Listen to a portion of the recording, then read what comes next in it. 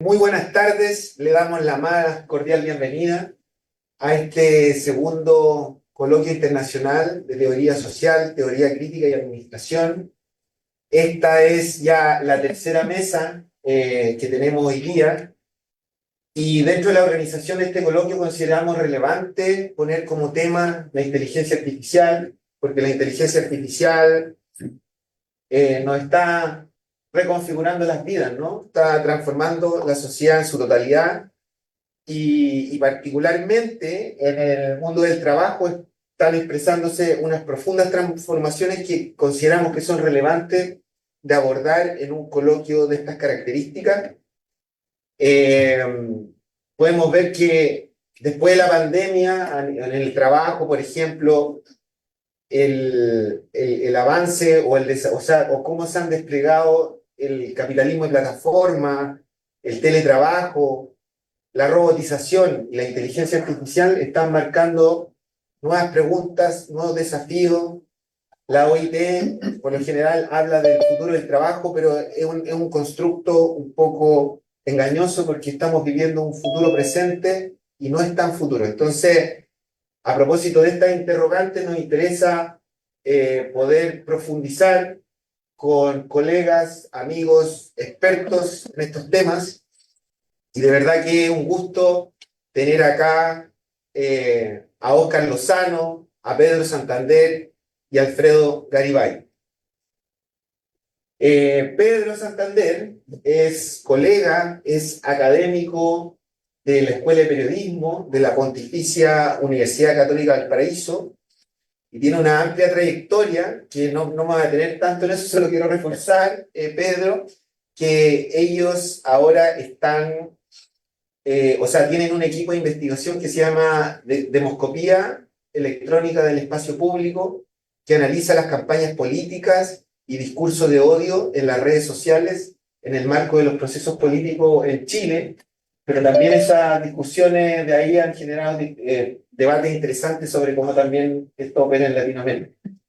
Así que Pedro ya es un amigo de nuestro doctorado, está viniendo regularmente, así que es un gusto tenerte acá en este diálogo más internacional de nuestro doctorado con los colegas de México. Eh, Desde México está con nosotros también Óscar Lozano de la Universidad Autónoma Metropolitana de Azcapotzalco, ¿no? Junto con Alfredo Garibay, que son todos acá colegas, con Carlos, Susi, Rodrigo.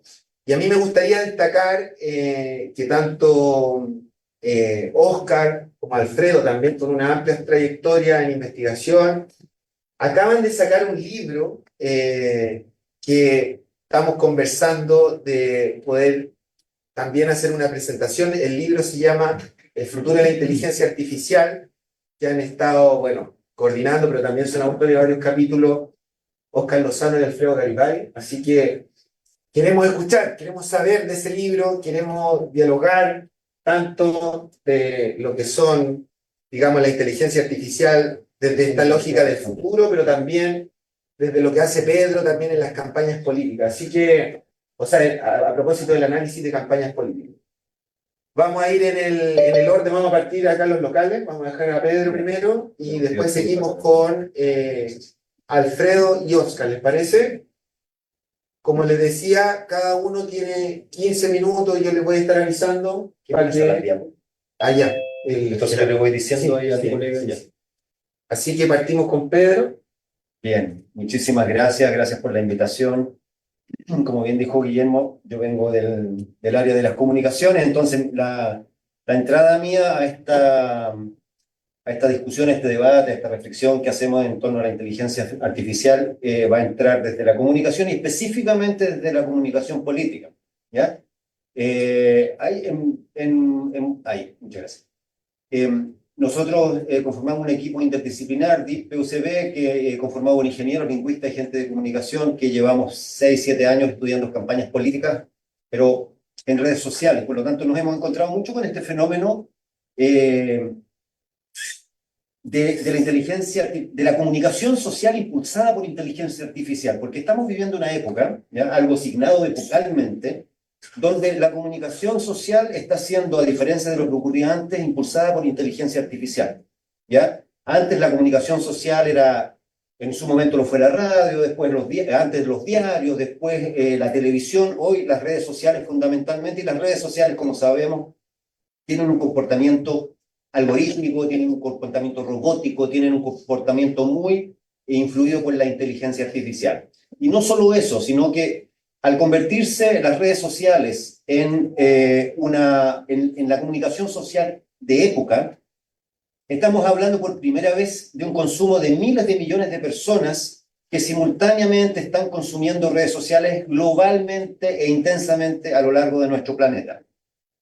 ¿Qué significa eso? Significa que, y ahí por eso la diapositiva, que creo que resulta cada vez más difícil establecer diferencias categoriales entre lo offline y lo online, entre lo virtual y lo no virtual. Es decir, cada vez, incluso desde el punto de vista, aquí estamos en la facultad de en la escuela de psicología, desde el punto de vista psicológico, creo que es un error creer que cuando alguien está 5, 6, 7, 10 horas pegado al celular mirando las redes sociales está en otra realidad. No, esa es su realidad desde el punto de vista de la psiquis, desde el punto de vista del cerebro. No hay otra realidad que esa en ese momento. Entonces, hay una porosidad y yo diría una simbiosis, ¿no? Incluso tomado el término hasta de la biología, entre lo virtual y lo no virtual. Por eso nosotros, como equipo, nos interesa mucho, la próxima diapo, por favor, nos interesa mucho analizar campañas políticas desde esa perspectiva, es decir, analizamos campañas políticas en Chile desde la perspectiva de lo que ocurre en las redes sociales, pero entendiendo que las redes sociales ya son parte de la realidad. No podemos decir que las redes sociales, lo que pasa en lo digital ya es otra realidad. No, es la realidad. ¿Por qué? Porque entre otras cosas se daba el fenómeno, y esto es muy propio, ¿no es cierto?, de nuestra época, de la convergencia, ¿ya? La convergencia entre plataformas, entre servicios tecnológicos, entre compañías, entre medios de comunicación, entre dispositivos, incluso entre conductas humanas. Hay una convergencia online, offline, en todo esto. ¿Qué es lo que ha generado esa convergencia? ¿Ya? Y este es un término, la convergencia es un término muy propio de nuestra área de la comunicación que se dedica a analizar la cuestión digital. La convergencia ha provocado, entre otras cosas, que hoy, bueno, esta es una hipótesis, yo sé que es discutible, pero es nuestra hipótesis, que hoy, cuando hablaba hace un rato atrás Guillermo de la teoría social, que hoy, en la discusión de la teoría social, en el ámbito de las ciencias sociales, lo comunicacional, las ciencias de la comunicación estén ocupando un rol muy importante, prioritario, y yo diría hasta central. Nunca había ocurrido así, ¿ya? Es decir, tuvimos otros momentos en la historia de las ciencias sociales, ¿ya? En el momento en que la modernidad las empezó a fragmentar, ¿no? Porque en algún momento las ciencias sociales eran una sola, pero bueno, en el momento que se fragmentan, evidentemente la sociología ocupó un rol central en las ciencias sociales, en otro momento la economía. Creo que hoy, sobre todo por esto que yo les dije, que entre lo offline y online no hay separación categorial posible, debido a esta convergencia entre plataformas, servicios, compañías, medios, debido al hecho que nosotros estamos todo el día, todos nosotros, ¿ya? Mirando celulares, mirando pantallas, consumiendo información a cada rato, en todo momento de nuestra vida, lo comunicacional se ha vuelto central para entender el fenómeno de la inteligencia artificial y el fenómeno que hoy nos convoca en esta discusión. La próxima diapositiva, por ejemplo. Porque una de las cosas que ha ocurrido es que con toda esta convergencia de la que recién yo les hablaba, las formas de estar y las formas de hacer en el mundo han cambiado. Es decir, estamos ante un nuevo tipo de sociabilidad. Ese nuevo tipo de sociabilidad que va desde el sexo virtual hasta el trabajo online en casa, hasta un retroceso del contacto cara a cara, esa nueva forma de sociabilidad está cada vez menos anclada al territorio como lo conocimos nosotros, al territorio físico, ¿ya? Y eso genera todo esto que yo les dije, y eso genera para nosotros como equipo, desde las comunicaciones, un interés muy fuerte por, con todas estas premisas que les señalé, empezar a investigar cómo operan, qué ocurre cuando hay campañas, momentos de campaña, momentos de intensidad social en el mundo de las redes sociales, en el mundo de la virtualidad. Y eso, por favor, la próxima diapositiva, fue lo que hicimos una más y otra más. Dale otro. Ya. Eso fue lo que nosotros empezamos a hacer. Como ustedes sabrán, colegas mexicanos, el año 2019 en Chile ocurrió lo que se ha conocido como, bueno, tiene varios nombres, pero me parece que el más usado es estallido social, ¿ya? Nosotros como equipo de investigación estábamos viendo otras cosas, no estábamos viendo el estallido social. Bueno, nadie en Chile sabía que venía el estallido social, 18 y 19 de octubre estalla Chile y todo el mundo queda un poco entre que, aunque todos participaron, todos quedan plop, ¿no? Todos quedan muy sorprendidos. Entonces nosotros lo que hicimos fue rápidamente como equipo de investigación tratar de ver cómo se comportaban las redes en ese momento. Y una cosa que vimos, fíjense, es que en el momento que estalla Chile, también estallan las redes sociales. Esta diapositiva que ustedes pueden ver ahí muestra que en ese momento, la actividad en Twitter, esto es Twitter, tengo datos de otras redes sociales también, la actividad en Twitter prácticamente se quintuplica, ¿ya? Entonces, por un lado estaban estallando las calles en Chile, todo Chile, de norte a sur, se estaba incendiando, y por otro lado, hay también un estallido, ¿no es cierto?, en las redes sociales, lo que ya era interesante, es decir, nosotros decíamos por eso de la convergencia, ¿no? Ocurre un estallido en el mundo offline y también ocurre un estallido en el mundo online. Eso nos pareció interesante. Esto es muy volumétrico, es muy descriptivo todavía. ¿Y qué es lo que pasó después? La próxima diapo. Después en Chile lo que pasó fue que, la próxima diapo, por favor, se generó, no, antes, una antes, ahí. Se conformó una convención constitucional para que redactara una nueva constitución. Yo cada vez que estoy en foros donde hay colegas extranjeros, recuerdo que todavía nosotros, en el año 2024, estamos con la constitución de Pinochet, ¿ya? Siempre es bueno recordarlo. Entonces, el año 2019 se conforma una convención constitucional para redactar una nueva constitución y superar la constitución pinochetista. Esa nueva, ahora la próxima, la nueva constitución, por favor, la próxima diapositiva. Esa convención estuvo dirigida, la convención del año 2021, por ahí la mujer que ustedes pueden ver ahí en pantalla a la izquierda, Elisa Loncón, una mujer mapuche, morena, feminista, que dirigió la primera convención. Lamentablemente esa primera convención fracasó. Y ahora les voy a mostrar algunas cosas de por qué fracasó, y terminó en un consejo redactor de la nueva constitución del 2023 con, como ustedes pueden ver, presidido por una rubia, blanca, tipo Barbie, ¿no es cierto?, cuyo nombre no recuerdo, que yo creo que nadie lo recuerda. ¿Alguien recuerda aquí el nombre de ella, no? ¿Ah? Nadie. Exacto, pero todos recordamos a Elisa Loncón, y no es casual que nadie recuerde el nombre de ella, porque de ese consejo se habló muy poco, del otro se hizo escándalo. Bien, entonces, del 21 al 23 nosotros transitamos desde una convención que iba a redactar una nueva constitución, dirigido por una mujer mapuche, feminista, morena, muy idiosincráticamente parecida a nuestro pueblo, a un fracaso de eso y a un consejo del 2023 dirigido por una rubia de ojos azules. ¿Qué es lo que pasó entre medio? La próxima diapo, por favor. Nosotros empezamos a ver que entre el 21 y el 23 empezó a haber un tremendo discurso de odio en Chile contra la primera convención, la que dirigía por Elisa Loncón, ¿ya? Y nosotros desarrollamos una herramienta de inteligencia artificial que denominamos el odiómetro, ¿ya? Fue un título que le pusimos, como somos de comunicación, sabemos que hay que ponerle buenos títulos a las cuestiones para que se recuerden, ¿no es cierto? Le pusimos el odiómetro, pero en el fondo el odiómetro era una herramienta entrenada por nosotros, con clasificación humana, en base a algoritmos que algunos disponibles y otros que desarrollamos, que permitieron una clasificación automática del discurso de odio contra la Convención Constitucional. Entonces nosotros, por ejemplo, la próxima diapo, por ejemplo, nosotros empezamos a detectar cosas como esta. Fíjense esa diapositiva. Nosotros teníamos millones, le estoy hablando de unos 3, 4 millones de mensajes de redes sociales acumulados, y los sometimos a diversos procesamientos. Entonces, este es un procesamiento de 9 palabras muy básico, ¿no es cierto? Pero fíjense ustedes el cuadro que da el procesamiento de toda la discusión pública en redes sociales que nosotros vimos en ese periodo. Loncón, usted, voy a leer de abajo para arriba. Loncón, usted, mapuche, mujer terrorista, ¿ya? Fíjense qué interesante. Esto es información de medio año que nosotros recolectamos y que después sometimos a esta cosa bien básica que es una 9 palabras. Hicimos otro tipo de procesamiento. Entonces nosotros detectamos que los ataques de aquellos que defendían la constitución de Pinochet, muy activos en redes sociales, en esta primera etapa se centraron, y eso digamos que es algo interesante, es un hallazgo, pero que también hemos confirmado que en otros países ocurre, se centraron en una figura, no fueron contra la convención, contra la nueva constitución, se centraron en una figura, la presidenta de la convención, que fue una mujer mapuche. Ella fue blanco del discurso de odio que horadó y generó, hizo mucho daño en la convención, contra la convención que propuso el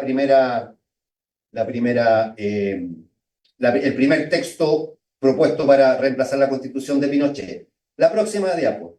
Después nosotros seguimos investigando e hicimos ya análisis no volumétricos, que si no esto se llama más bien sociométricos, o sea, en términos de comunidades, y quisimos ver quiénes eran en el mundo, en este caso Twitter, pero también vimos Instagram y Facebook, pero no los traje ahora, mucha información. Nosotros empezamos a tratar de ver quiénes eran los que lideraban en ese mundo las comunidades del apruebo y las del rechazo. Y ahí nos encontramos, fue muy interesante, que el primero, por lo que se llama por grado de entrada, por in degree, el más importante de los usuarios era Sergio Melnik, un ex ministro de la dictadura, ¿ya? Un ex ministro de la dictadura, y nosotros lo detectamos, él no era visible, no era un influencer, no era un tipo que hablara mucho, nosotros lo detectamos según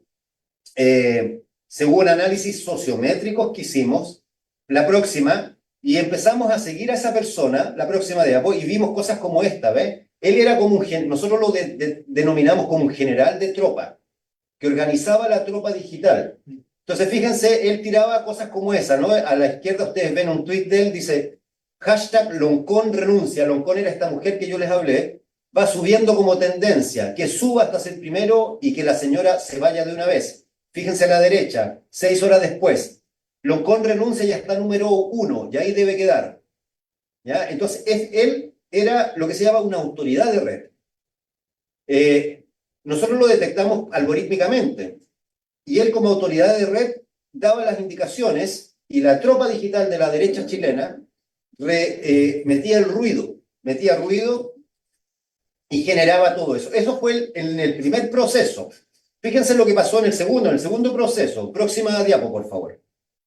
En el segundo proceso, ya cuando había perdido la propuesta constitucional, hicimos el mismo ejercicio y dijimos, a ver, ¿quiénes ahora son, 2 años después, quiénes ahora son las autoridades de red, quiénes ahora son las personas que juegan un rol importante en términos sociométricos de comunidad al interior de las redes de Chile que hablan del plebiscito? Y fíjense que lo primero que detectamos, y a diferencia del gráfico anterior de 2 años atrás, donde todos los usuarios eran conocidos, aquí hay cuentas como Carlos 81956718, @Florencia Pink, Tere la Profe 73, etc. Es decir, de pronto nos encontramos 2 años después con que las cuentas más importantes de la derecha eran cuentas extrañas como esta, ¿ya? Cuentas matrícula como la primera, o como la segunda que la puse en un cuadradito, Florencia Pink. Fíjense en la próxima diapo que Florencia Pink era un bot, ¿ya?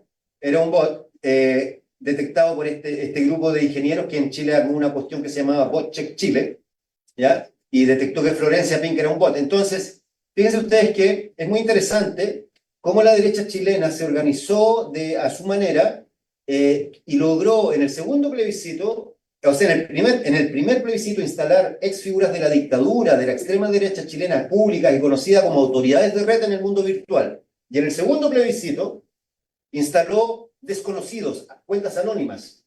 Una de ellas, como esta, un bot, pero cuentas anónimas como autoridades de red. Estoy casi terminando, la verdad. Sí. Y entonces, bueno, pero para ir la próxima diapo. Bueno, ahí nosotros comparamos el comportamiento en el primer plebiscito con el segundo plebiscito. En Twitter, de la próxima. Después comparamos también esto en Instagram y en Facebook. Y lo que nosotros notamos, y con esto ya voy cerrando, lo que nosotros notamos fue muy interesante.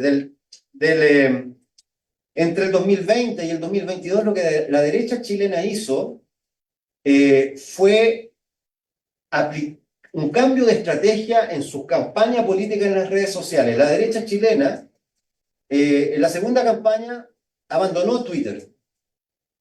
No sé si dio la pelea igual, pero abandonó, pero se fue a Instagram. ¿Ya? Se fue a Instagram. Se centró fundamentalmente en Instagram, mientras que las fuerzas progresistas se mantuvieron en Twitter, se mantuvieron en Facebook.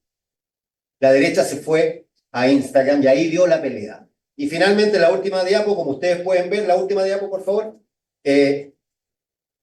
Mientras la comunidad del apruebo tuvo un comportamiento en las redes sociales bastante espontáneo, lo que se llama un comportamiento orgánico, fue muy sensible a los eventos gatillos que ocurrían en el mundo offline para reaccionar en el mundo online y apostó por Twitter, la comunidad del rechazo, la derecha chilena, la que apoya la constitución de Pinochet, se organizó digitalmente muy bien, tuvo una tropa digital y autoridades de red que la fue cambiando muy flexible e inteligentemente. Mostró siempre un comportamiento coordinado. Cambió de plataforma. Si en la primera instancia le importó Twitter, en la segunda fue Instagram. Instaló un discurso de odio muy centrado en una persona en la primera etapa y usó bots en el momento que había que usarlos, que fue fundamentalmente en la segunda etapa. Bueno, todo esto, y con esto termino, me pasé 2 minutos, discúlpenme, me parece que nos demuestra, y sigamos la próxima diapo, me demuestra en parte, explica cómo fue que en Chile pasamos, ¿no es cierto?, de Lisa Loncón a esa rubia de ojos azules cuyo nombre nadie recuerda a dirigir el proceso constitucional. Muchas gracias, colega.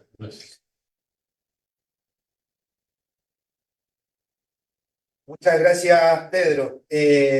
Vamos a continuar con el doctor Alfredo Garibay. Alfredo, un gusto tenerte online acá desde Chile. Señalar que Alfredo es jefe del Departamento de Administración de la UAM Azcapotzalco. Así que te vamos a dar, Alfredo, tus 15 minutos para comenzar con tu presentación. Muchas gracias, Guillermo. Primero, precisamente con respecto a lo que había señalado Guillermo hace un momento, desde la jefatura del departamento de la mañana no pudimos acompañar por cuestiones de agenda, teníamos también otra actividad, lo que fueron los trabajos de instalación. Tomaré parte de estos minutos muy rápido para señalar la importancia que guarda este segundo coloquio internacional de teoría social y teoría crítica y administración, que se instala con el objetivo que está definido en el cartel, pero no quiero dejar de destacar la importancia de contribuir a la teoría crítica, a la teoría social desde América Latina, desde Sudamérica, particularmente ahí, Guillermo, agradecer a todas las instituciones participantes, atender particularmente este tipo de trabajos es fundamental. Desde el ámbito, por supuesto, del área de gestión, Estado, Gobierno y Políticas Públicas, ¿no? Del área de Estado, Gobierno y Políticas Públicas, el área académica, que bien lleva a su digno cargo el doctor Carlos Juan, ha sido fundamental estas participaciones interinstitucionales. Y ahora nos tienen aquí en el ámbito de la Universidad Pontificia, la sede de la Pontificia Universidad Católica de Valparaíso, en un encuentro que permite, precisamente en el ámbito de este tercer panel de la inteligencia artificial, nos lleva a reconocer y atender esta agenda, la de la inteligencia artificial. Agradezco a todas las instituciones participantes, los apoyos que han sido definidos desde casa, desde su casa también, esta que es su casa, por supuesto, desde allá Chile, otras instituciones que están vinculadas. Y bueno, ya para entrar en materia, insisto, sé que esto es parte de los minutos, no quiero dejar de reconocer, y va en la misma lógica, la importancia que guarda en este panel para los objetivos que se persiguen. En principio, la crítica con un referente ético, el análisis de las agendas con estos referentes éticos son fundamentales y no pueden, de las agendas supranacionales, de la agenda de las agendas de la humanidad, yo señalo, ¿no? Particularmente, más allá de cualquier organismo, la agenda es de la humanidad en términos del cambio civilizatorio. Particularmente también en el ámbito que está definido en el panel, este pensamiento eurocentrado, y evidentemente estamos en un ámbito de reconocimiento, pero también de creación y de mantener una posición, de construir y mantener una posición desde América Latina. Ahí quiero descansar en principio lo que corresponde a esta a este reconocimiento a los trabajos, pero también a la agenda que se suscribe en el ámbito de la inteligencia artificial. ¿Por qué lo señalo? Le voy a pedir, ahorita Gerardo, todavía no, el Departamento de Administración a través del Laboratorio de Inteligencia Artificial, que bien guía en su coordinación el doctor Oscar Lozano Carrillo, ha tenido a bien encontrar en este formato innovador, ¿verdad? Un mecanismo que ha permitido desarrollar una serie de artefactos o una serie de mecanismos dentro de los cuales yo les voy a dar este contexto de la agenda particular que se sigue en el ámbito de la investigación.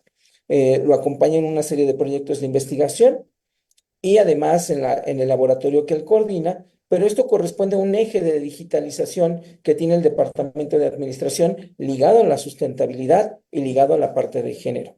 Entonces, les quiero pedir al equipo técnico, es un video de 15, de 20 segundos, si por favor me ayuda a transmitirlo para hacer la antesala de lo que corresponde a la presentación de lo que sería el libro a grosso modo, solamente para justificar, aunque agradecemos Guillermo, que tendremos el evento para dar contexto de lo que será mi presentación. Entonces, por favor, el video.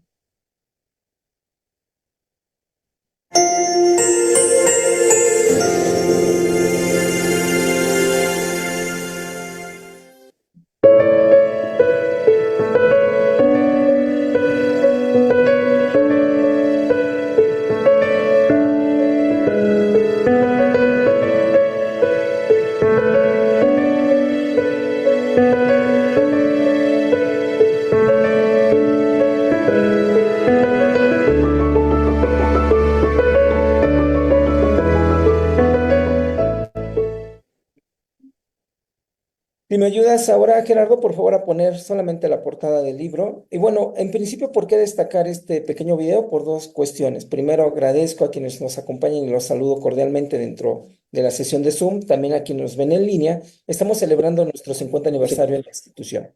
Y particularmente de ello, el programa estratégico departamental ha generado esta estrategia de preservación y difusión de la cultura orientada a fotografía digital para que se reconozca esto que busca el panel y que busca el coloquio, mejor dicho, el coloquio, mostrar precisamente la teoría, ¿no?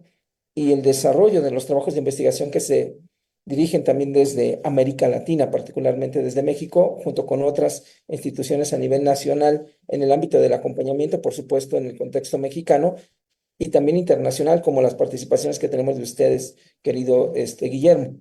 El libro, entonces, en este sentido, si abrimos la portada, está caracterizado precisamente por una mirada amplia en el sentido propio de la agenda que guarda desde la universidad pública y desde otras universidades estudiar a la inteligencia artificial. Si puedes, por favor, Gerardo, proyectar la portada del libro. El futuro de la inteligencia artificial nos remite en un ámbito de 25 capítulos a poder encontrar en 426 páginas las implicaciones que tiene el uso de la tecnología, particularmente una tecnología que responde no a una época de cambio, sino a un cambio de época, y en la cual precisamente es que aspectos vinculados a la ética, aspectos vinculados, como lo decías, Guillermo, a las industrias creativas y al futuro del trabajo, aspectos vinculados a el ser humano puede encontrar un nivel de empoderamiento a través del deporte y de otros tipos de actividades que se gestan potenciadas por inteligencia artificial, pero también al cuestionamiento de la utopía, perdón, al cuestionamiento de lo que implica mirar esa distopía y cómo la utopía de encontrar, ¿no? Este remanso en actividades de esta naturaleza de la investigación nos pueden llevar a contener y a contender un escenario que de todas formas en principio puede parecer de difícil tránsito, ¿no? El de la inteligencia artificial sin esta mirada ética, sin esta mirada orientada hacia la construcción de bienestar, de una agenda, decía hace un momento, de la humanidad, que no solamente lo señalamos nosotros, por supuesto, ahí están los gurús que han expresado en este tipo de disciplinas la preocupación en términos del cambio civilizatorio, ¿no? Entonces, en este libro, que no adelanto más, solamente lo que corresponde a justificarlo para el panel, radica esta mirada crítica, esta mirada orientado a la posición ética que debe de guardar también el uso tecnológico. Y ahora sí, si pasamos, por favor, Gerardo, a lo que corresponde al cartel. ¿Qué estamos desarrollando y hacia dónde quiero orientar esta participación en el seminario? A través del webinar que tiene esta figura de participación colaborativa, donde hay becarias, becarios, pero también profesores de otras instituciones, nosotros podemos mirar el futuro, que revisar el futuro de la inteligencia artificial implica pensar, como bien lo hace este panel y este coloquio, en términos éticos, transhumanistas y sobre todo orientados hacia la sustentabilidad. Este fue un reciente seminario que se desarrolló en la Universidad del Caribe, que también tendrá su localización, se va a objetivar el saber. Ya veremos el formato, como fue el propio libro anterior, eh, mediante un mecanismo de libro digital o algún otro formato que permita poder desde América Latina, como les señalaba en el libro anterior, particularmente con las participaciones que se suscribieron, poder marcar un posicionamiento en el sentido propio de la mirada, ¿no? De los usos, desusos, yo diría, recordando a algunos especialistas como Cristóbal Cobo, como Yuval Noah Harari, desde Chile, por supuesto, Cristóbal Cobo, querido Guillermo, ¿no? Yuval Noah Harari, o bien podría ser Negroponte en el contexto ya de norteamericano, estos usos, desusos que debería de tener la inteligencia artificial para poder garantizar una agenda definida en el contexto de lo que necesitamos, de lo que somos. Avanzando en este sentido, ya particularmente quiero destacar cuáles son las líneas y hacia dónde transita la discusión desde hace ya varios años, porque esto no es de ahora solamente que estamos desarrollando. Particularmente ahorita la agenda ha encontrado una fuerza que yo agradezco mucho a través de lo que implica tener un laboratorio de inteligencia artificial. Nosotros pensamos que todos estos temas por sí mismos, el del Estado, gobierno y política pública, requiere de un laboratorio. Esto es un laboratorio, esto que estamos desarrollando ahorita. Nuestros matraces Ellenmeyer, nuestros tubos de ensayo son nuestros propios artefactos, los libros, los análisis que hacemos a través de la hemerografía, ¿no? Todos estos otros elementos son finalmente nuestros procesos de experimentación, pero la idea es localizar estos laboratorios en repositorios, tanques de conocimiento y transitar observatorios. El área de Estado, Gobierno y Políticas Públicas, así como otras áreas del departamento. Evidentemente, la inteligencia artificial tendrá su propia línea de seguimiento departamental. Deben de ser observatorios, porque solamente allí tiene incidencia social a través de la participación y de la voz cantante que pueden conducir, en cierto sentido, ¿no?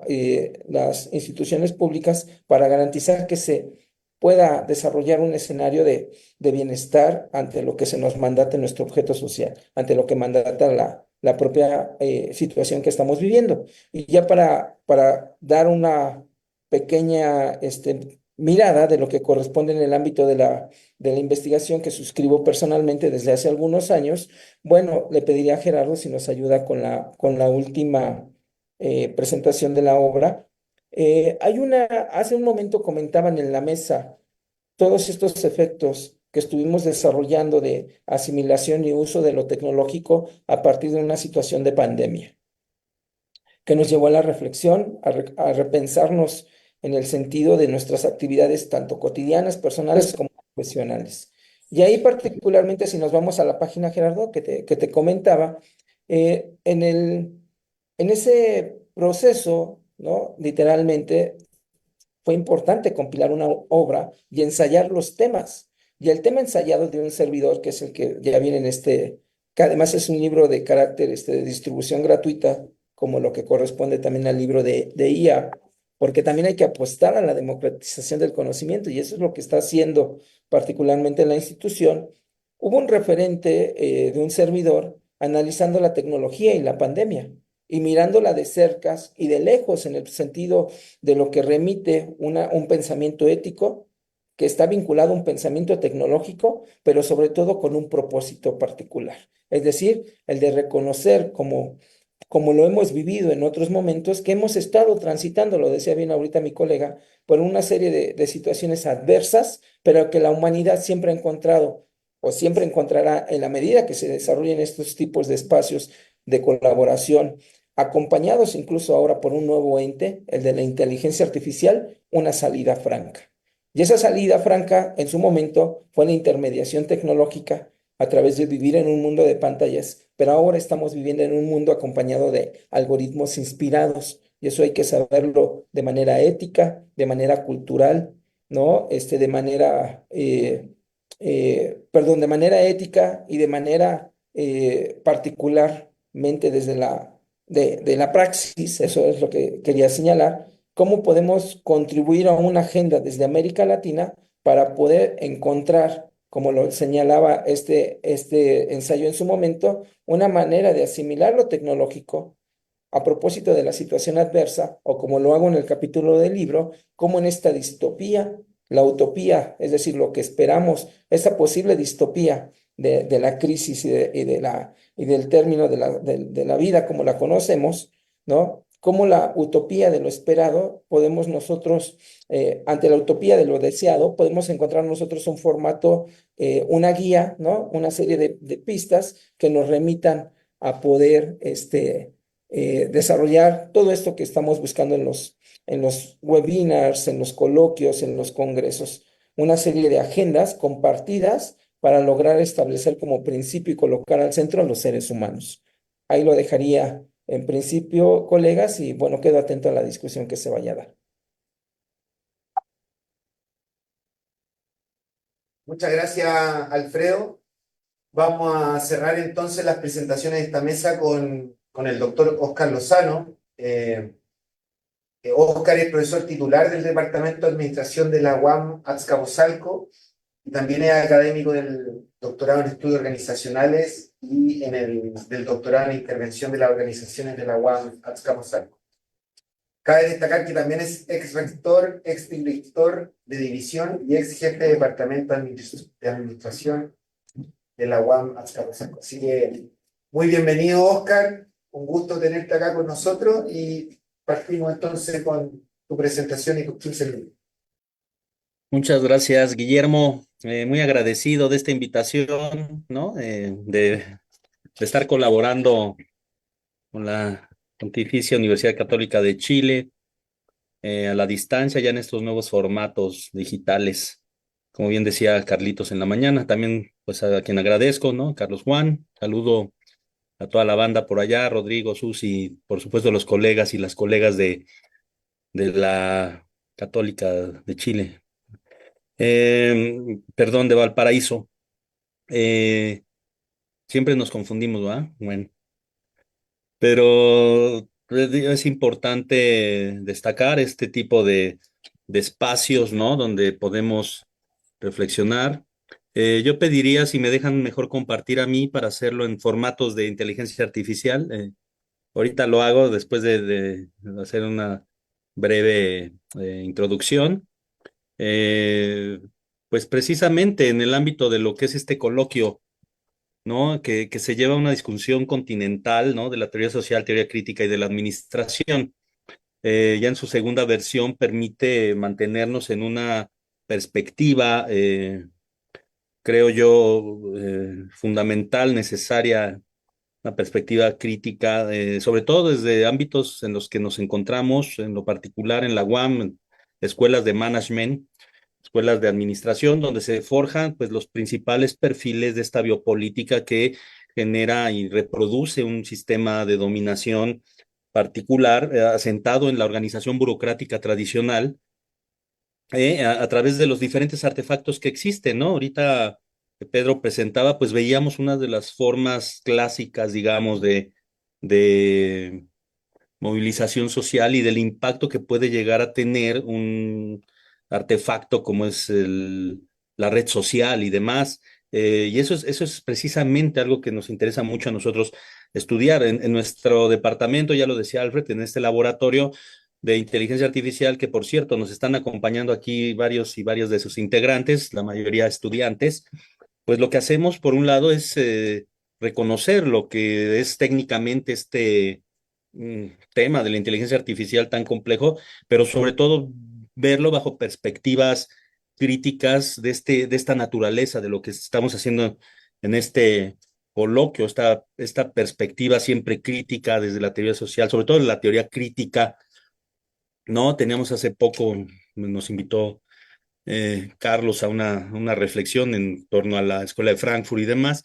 Queremos analizar, si es que esto es posible, porque la velocidad a la que va es impresionante, pues qué está pasando con la inteligencia artificial. Entonces yo celebro este tipo de espacios realmente que nos permiten ampliar la perspectiva, difundir el conocimiento y aportar en esta construcción social crítica, diría yo, de lo que es la realidad.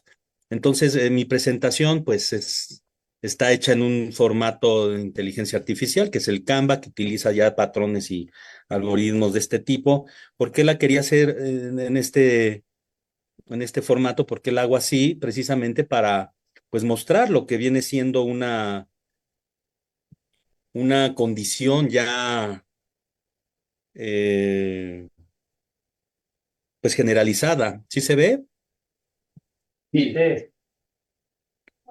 Entonces, este tipo de artefactos, pues si bien pudimos haberlos conocido en otros tiempos y quienes estábamos en la universidad, quienes están en empresas de alta tecnología los pudieran tener, tienen una gran diferencia y es lo que de alguna manera Pedro mencionaba, que Alfred y yo retomamos, que tiene que ver con la amplitud, el impacto global que se tiene a través de estos mecanismos. Yo quiero señalar eso en el ámbito de ver la inteligencia artificial, por supuesto en su desarrollo tecnológico, pero más que nada en su formato de un condicionamiento al estilo de Foucault en esta biopolítica de cómo se va a comportar el ser, de un nuevo etos, ¿no? Le llaman en la civilización artificial.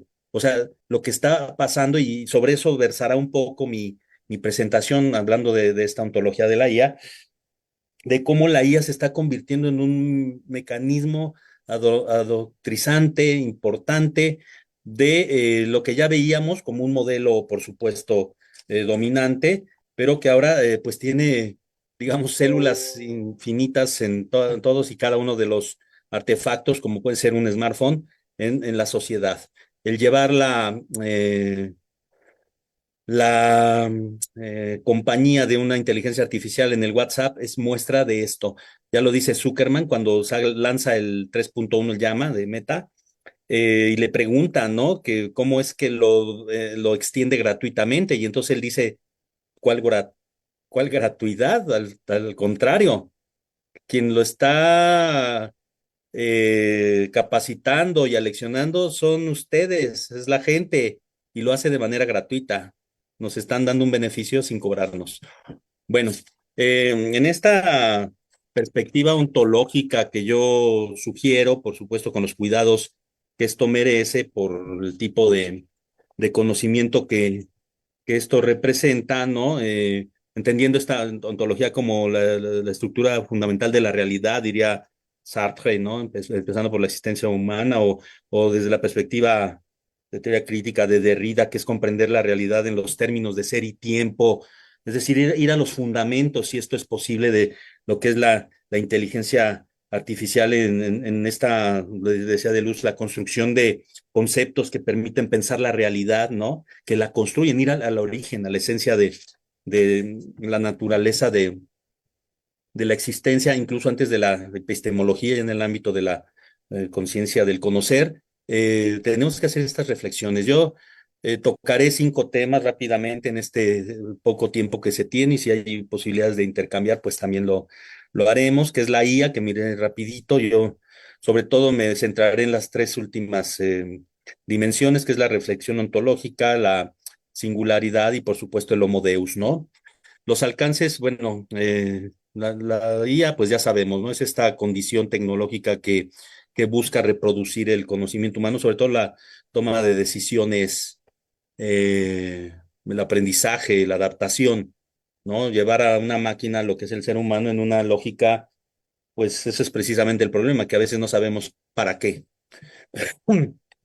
Y esto pues ya es viejo, ya tiene más de 70 años, se habla de Turing, ¿no? Se habla de diferentes referentes que la empezaron a trabajar ya desde los años 50, como el propio John McCarthy quien acuña el término y en esta fórmula, insisto, de buscar, pues sí, por un lado, quizá reconocer formatos más útiles tecnológicamente para la productividad, pero sobre todo buscando, insisto, imitar lo que es el pensamiento humano, aunque incluso a la fecha no lo hemos resuelto, ¿ah? ¿Qué es esto que nosotros hacemos al pensar? Y pues estando en una escuela de psicología ya en la Universidad, ¿no? de Católica de Valparaíso, pues ustedes no me dejarán mentir. El pensar al ser y la conciencia y lo que esto implica como búsqueda que haga la inteligencia artificial en una metacognición, pues es precisamente el reto. Insisto que nosotros mismos en el ámbito filogenético del ser no hemos resuelto. Aquí hay tres de múltiples dimensiones los que la inteligencia artificial se aplica, que ustedes conocen, ¿no? De los más importantes, la asistencia basada en esta fórmula, que es muy, muy importante. O sea, no solo tiene que ver con el mantener una eh, presencia informativa consistente y sistemática acerca de la gente, sino lo que ya decía al principio, es esta orientación, es esta... eh, le estamos dando el derecho, la patente a una entidad externa de decirnos cómo es la realidad. Y eso es muy fuerte. Yo ahorita lo presento aquí, más adelante lo desarrollaré un poco más. Estamos normalizando, vaya, la prescripción desde la IA de nuestras vidas.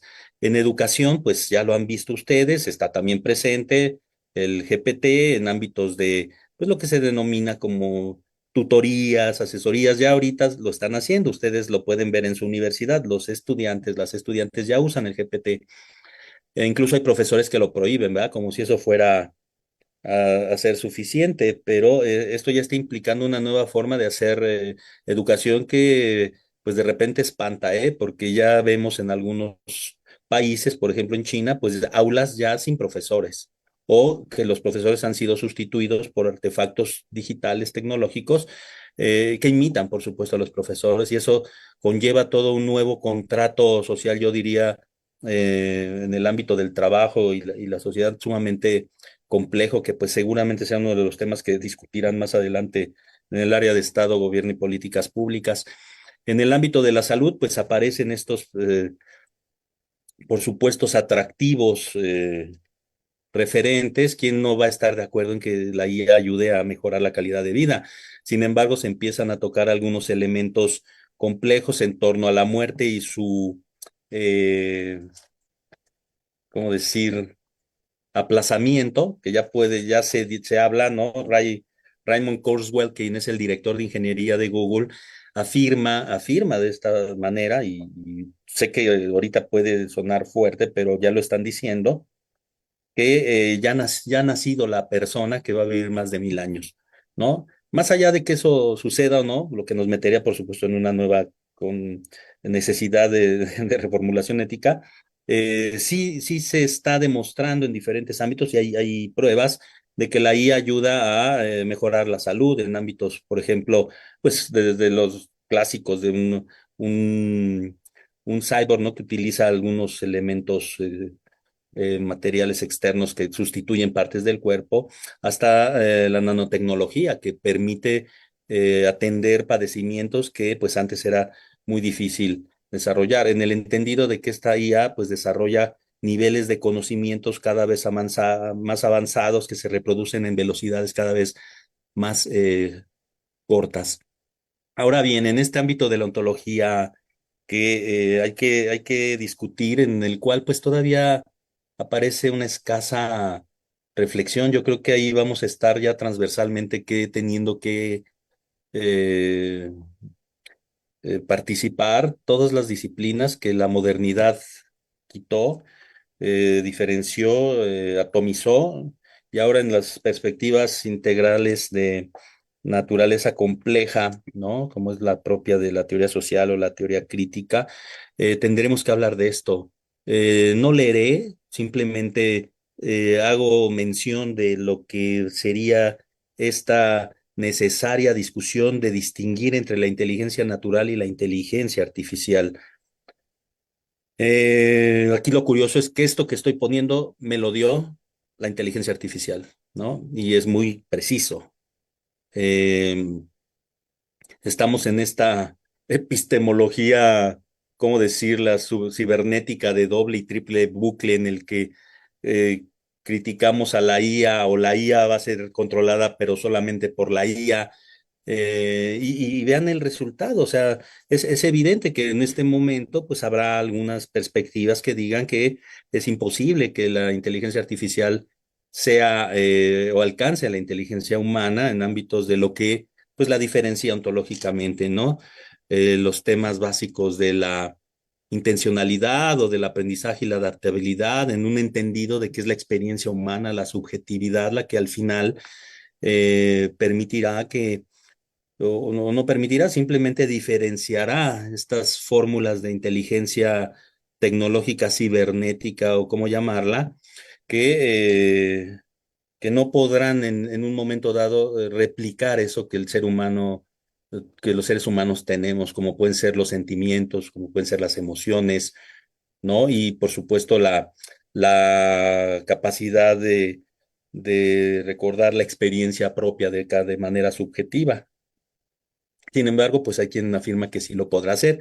No es igual, por supuesto, porque los formatos algorítmicos, por supuesto, técnicos, no son iguales a los procesos nuestros, pero en los resultados se verán similares y estas posibilidades que antes veíamos en la ciencia ficción, de que el robot siente, ¿no? De que eh, la máquina se enamora y demás, pues hay quien menciona que son posibles. Entonces, este es simplemente un acercamiento muy,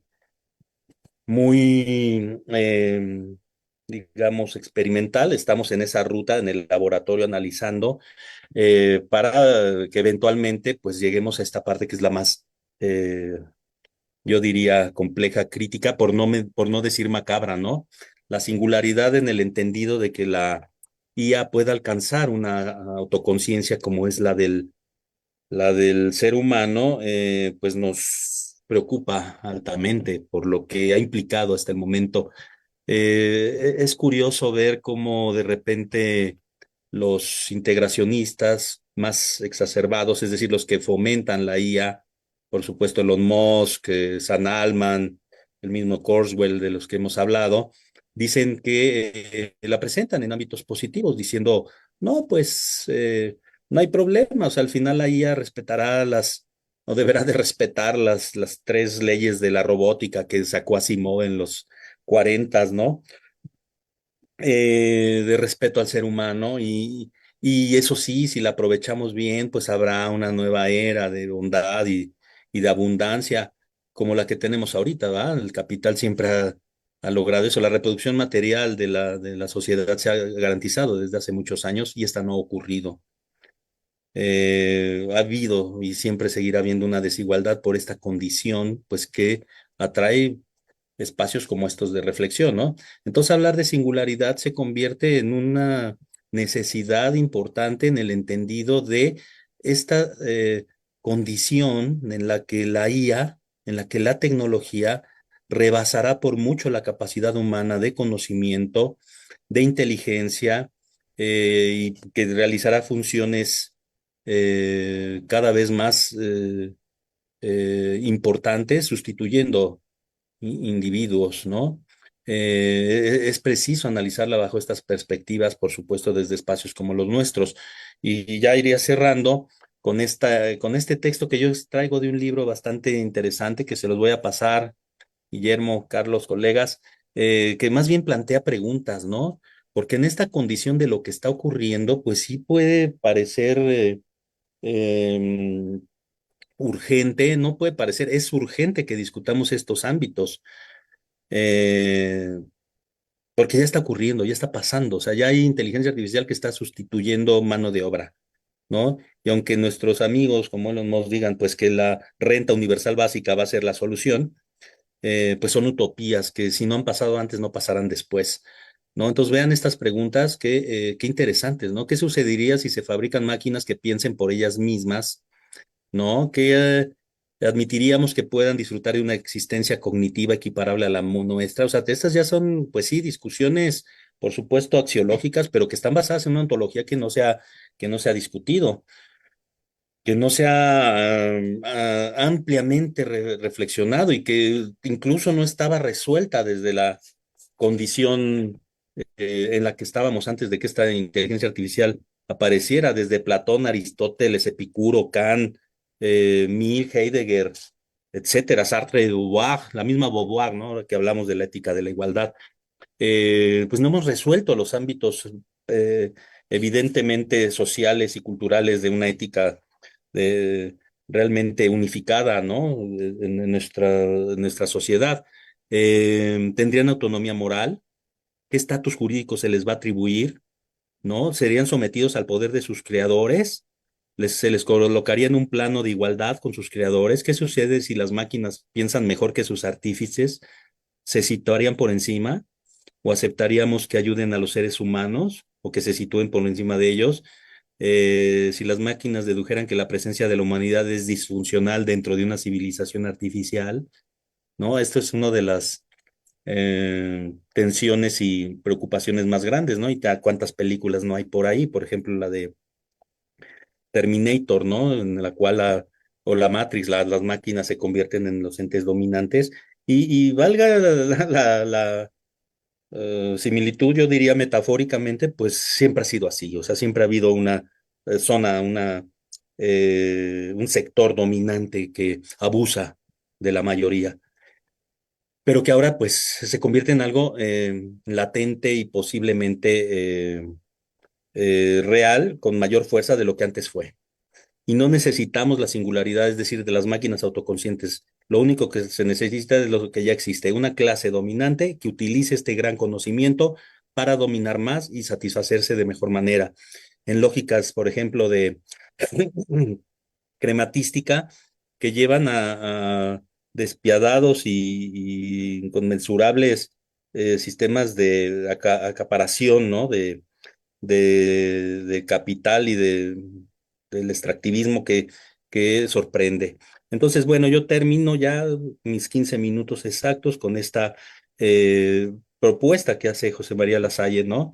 En su libro Civilización Artificial, que salió hace algunas semanas, ¿no? Porque ahora ya todo es líquido, ¿no? Diría Bauman muy veloz, así fue en la lógica en la que hicimos el libro, de que se debe definir el propósito ético de la civilización artificial. No se ha definido, solo se desarrolla como un fin en sí mismo. ¿Cuál es la naturaleza, por supuesto, ontológica de esto, para definir el para qué? ¿Para qué se está haciendo? Eso no se ha contestado y si está contestado, al menos no está regulado y va a ser muy difícil regularlo. Pues yo ahí la dejo, Guillermo, Carlitos, les agradezco y todas sus órdenes. Muchas gracias. Gracias, Oscar. Oye, muy interesante todas las presentaciones, partiendo por esta idea, digamos, del uso de la inteligencia artificial en temas de campañas políticas, también lo que nos presenta Alfredo, ¿no es cierto? Como a propósito de este libro que sacaron ustedes, que me parece muy interesante hacer un libro con inteligencia artificial.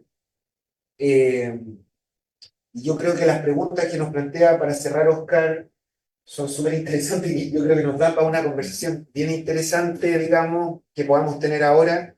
Me quedo con lo de la ética, Oscar, me parece que es un temón. Así que voy a dejar espacio para preguntas, comentarios. No sé si hay alguien, partimos si hay gente online que le gustaría preguntar algo, O ahí en Zoom. o en Zoom. Sí, sí, inicio justo recuperando algo que decía el doctor Oscar y lo enlazo con la primera exposición. Es esta idea de las herramientas tecnológicas en favor de qué y a favor de qué se llevan a cabo.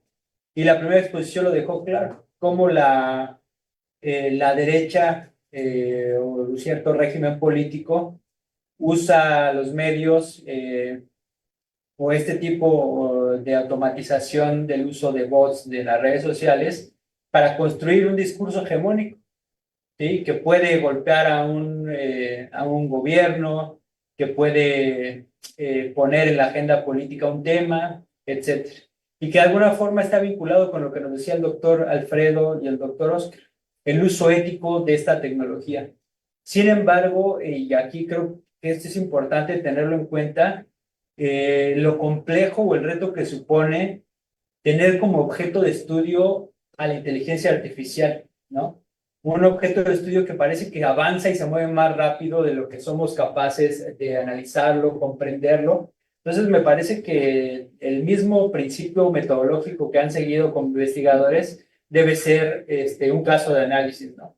Cómo distanciarte de este objeto, cómo aprender un objeto que parece que se te diluye en las manos o que cambia a cada instante. Creo que desde ahí es rica esta temática y es importante este problema. Me gustaría recuperar algo que dice el doctor Oscar. Dice, aquí hay que ver, incluso la economía política tendría algo que decir, es decir, estamos alimentando un algoritmo a través del uso de ciertos dispositivos y trabajando de forma gratuita para él, ¿sí? ¿Cómo se extrae el valor? ¿Sí? Entonces aquí me parece que la economía política tendría también que entrar a esta discusión de identificar la generación de valor a partir de estos procesos de interacción con las nuevas tecnologías y que, bueno, en lo particular me parece una invitación sugerente que hace el doctor Oscar y, pues, en la medida de las limitaciones que uno tiene, podrá adentrarse en esta discusión. Sin más, quiero aprovechar también para felicitar la publicación del libro y con el deseo de tener pronto la posibilidad de hojearlo. Felicidades desde acá. Adelante. Bueno, yo seré breve por cuestiones del tiempo. También me sumo a la felicitación por esta publicación sobre el libro sobre inteligencia artificial. En cuanto a las presentaciones, pues nos dejan un abanico, ¿no?, de discusiones. Esto último que planteaba Oscar respecto a la ontología en la IA, el uso que se le va a dar. Y bueno, hemos visto, ¿no?, desde cuestiones muy pragmáticas y destructivas, como es en la guerra, pero hablamos también del ámbito de la salud, ¿no?, y otros aspectos que traerían o buscan beneficiar a la humanidad. Y pensaba cómo se han creado inclusive para temas de salud mental, ¿no? Chatbots para atender a jóvenes, a personas que tienen alguna problemática, ¿no? En temas que requieren atención psicológica y cómo se ha intentado, ¿no?, también trascender hacia allá. Bueno, nos deja una infinidad de temáticas y de planteamientos que abren múltiples discusiones que me parece poco el tiempo para abordarlas, pero creo que hay una apertura por parte de la UAM a transitar hacia otros ámbitos de discusiones. Ponen a la vanguardia precisamente estos temas, proyectan, digamos, nuevas líneas de investigación que son relevantes y que hay que atender, ¿no? Desde, sí, cuestiones quizá más prácticas dentro del ámbito educativo, hasta cuestiones que ya decían de corte filosófico, ¿no? Que plantean una nueva discusión que ya decía Oscar, de temas ontológicos. Gracias.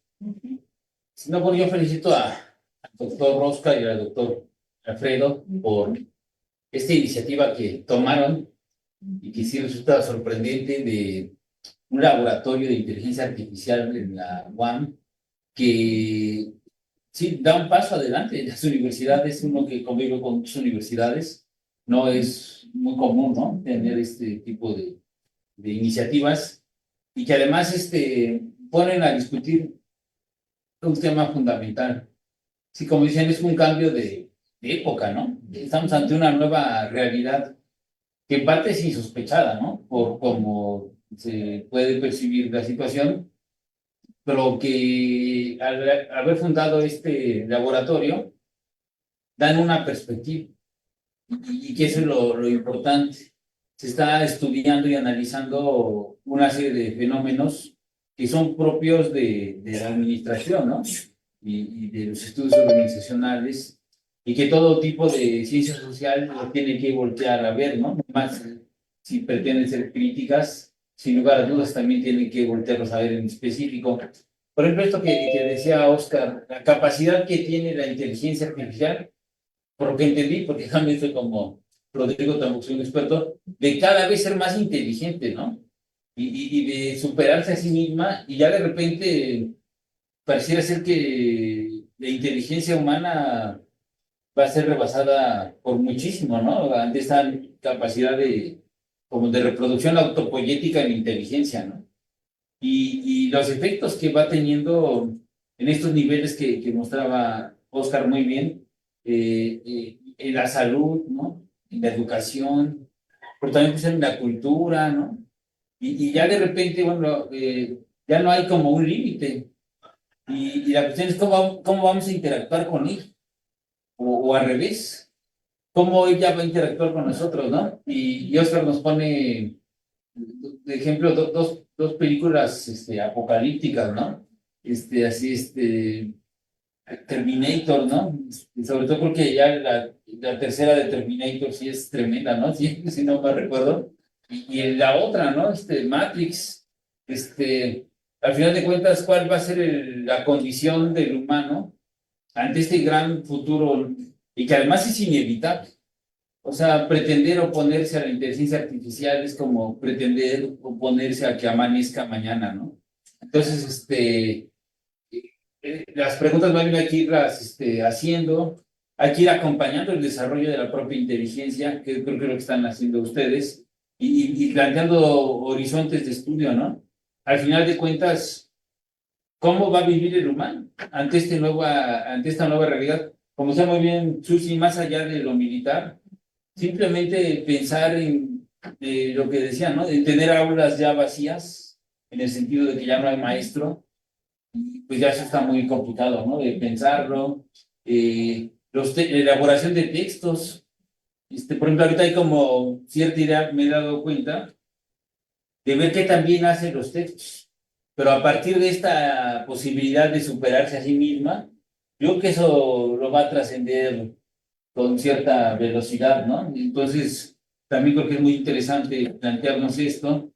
Y la exposición que hacía el doctor Alfredo Garibay, a quien le agradezco también su mensaje como jefe de departamento, en su exposición también resultaba muy interesante esta idea de hacer un libro, ¿no? Sí, en conjunto, y cómo lo generaron con cierta velocidad, a partir de cierta inteligencia también, y que resulta ser una lección, creo, para la propia UAM, ¿no? Y la academia. Estamos ante un nuevo horizonte. Pues muchas gracias a Alfredo y a Oscar. Bien, yo si bien soy moderador, también me gustaría comentar algo. Me sumo a las felicitaciones del libro. Y qué bueno, Alfredo, que pudiste como jefe de departamento también saludarte. En la mañana nos acordamos harto de ti, así que como en ese rol más formal también institucional, súper importante, porque digamos este coloquio se articula desde, digamos, la Escuela de Administración de Azcapotzalco, ¿no es cierto?, el doctorado en Psicología y el Grupo Chileno de Estudios Organizacionales. Entonces, es muy bueno esta red de colaboración y el trabajo que estamos haciendo en conjunto. Y bueno, en el libro también me parece maravilloso, igual que los colegas, cómo se hizo ese libro, cómo era el lineamiento. O sea, esto, me gusta eso cuando el Oscar dice, oye, no, siempre los profes andan prohibiendo, andamos como sermoneando. Y no, pues, ¿por qué no hay que usarla? Y me pareció muy creativo hacer un libro desde ahí. Yo tengo el privilegio de ser parte ahí con un capítulo junto a Cristian Noa. Hicimos un diálogo entre Chile y México en relación a las políticas de regulación de inteligencia artificial. Algo bien incipiente, pero que son puntos de conversación de partida. Yo creo que para profundizar temas, digamos, más a mediano y largo plazo, ¿no? Y claro, esto del pensar en el futuro de la inteligencia artificial, el cine, a mí me encanta el cine. Yo, de hecho, en el pregrado, en la licenciatura, yo hago un curso que es teoría social. Lo primero, que son para estudiantes de primer año que están en psicología, y lo primero que les paso en teoría social es una imagen de la Matrix. Como que esa que se toma la píldora, no se toma la píldora, la azul o la roja, como entrar a esta realidad o no. Entonces, es algo que tenemos que entrar desde los estudios organizacionales que se está haciendo, está avanzando, como han dicho los colegas, muy rápido. Pero a mí me gustaría también quizá a problematizar un poco, porque también hay algunos filósofos, no sé si conocen a Eric Sadin, por ejemplo, que es un filósofo francés.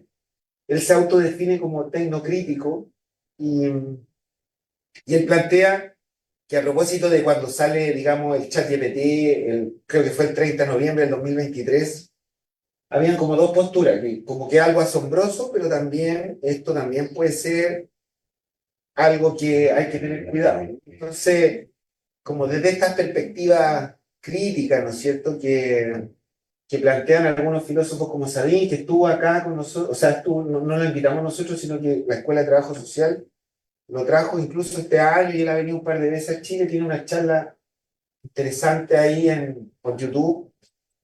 ¿Cómo lo ven ustedes esto? O sea, ¿cómo se integra también a esta discusión de todos los avances y todo lo bueno que trae la inteligencia artificial, estos pensamientos más críticos, ¿no?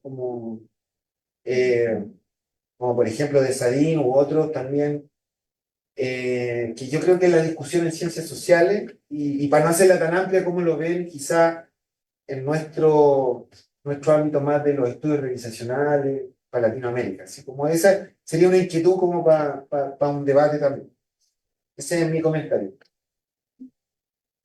Les damos la palabra. Partimos, Alfredo, contigo quizá, y después conozcan. No sé si esté Alfred, si quieren, yo Ya. empiezo Oscar, contigo entonces, porque algo partamos. hizo.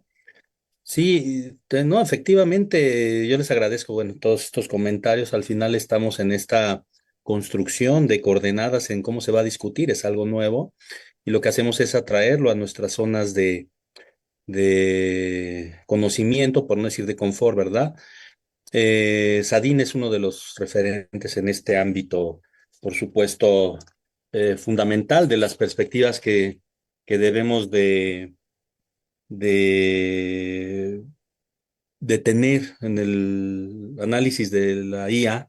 Él tiene un libro que se llama La vida espectral, que es muy nuevo, apenas se tradujo, en el que habla precisamente de de los riesgos de convertir al homo, a ver, en Homo Deus, ¿no? Que ya teniendo la capacidad con la IA de, pues, transformar no solo el ámbito laboral, sino incluso el filogenético de la propia naturaleza humana, es decir, alargar la mortalidad, creamos una naturaleza diferente a todo lo que se ha conocido, ¿no?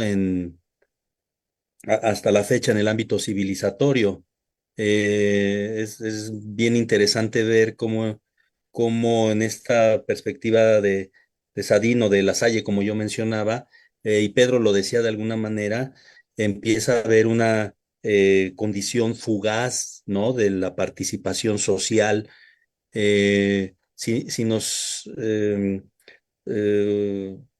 acercamos a esta perspectiva Foucaultiana de, por ejemplo, la disciplina, ¿no? Lo que por tanto tiempo ha fungido como instituciones de construcción de significado y de dominación, como es la escuela, los hospitales y demás, ahora aparece una nueva forma de disciplina que es muy interesante, por no decir peligrosa, que es el GPT, ¿no?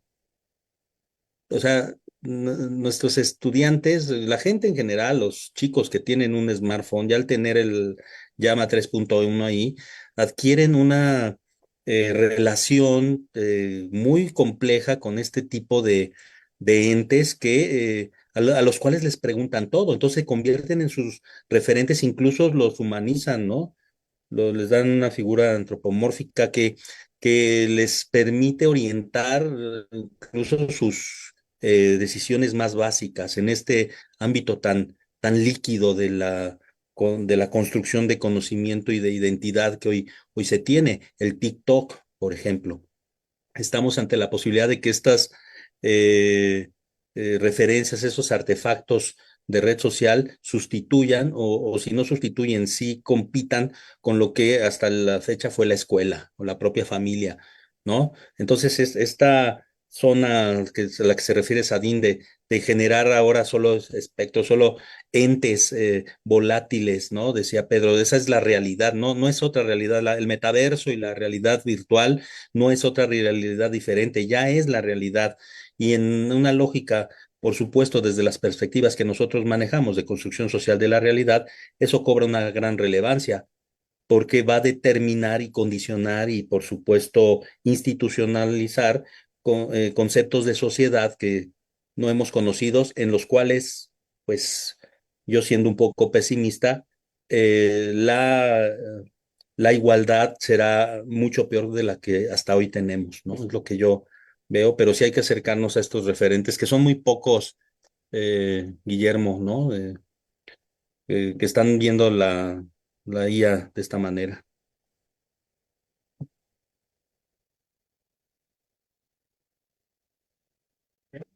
Bueno, muchas gracias, Oscar. No sé si Alfredo al final no está. No, ya, no importa, todo bien, todo bien.